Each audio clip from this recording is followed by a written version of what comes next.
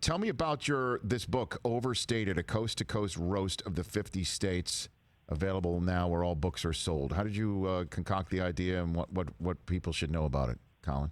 Well, I mean, obviously I'm going over each state and kind of, attacking them, but in a loving way, I think.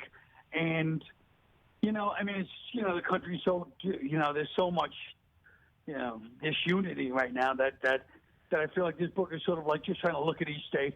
And, for your show, there's a lot of interesting things I'd like to talk to you about. Go for it. With my book. Namely, why do you think only certain states love college basketball more than college football?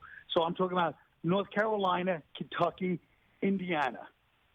Those are the ones I can think of offhand that are college basketball, and there's no reason for it.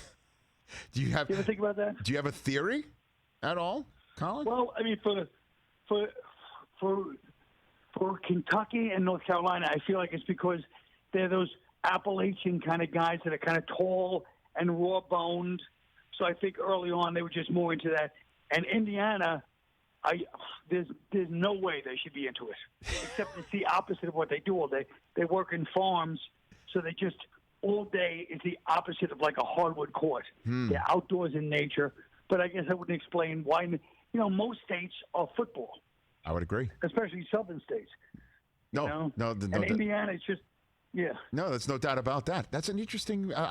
Those are. What other states could we even say that for?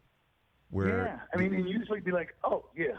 Well, I guess the fact that North Carolina's also had Michael Jordan, so you'll never, basically one of the greatest athletes in the history of the world.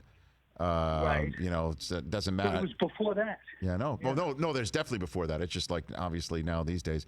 Hey, you watched all the way to the end. Thanks for that. Watch more right here.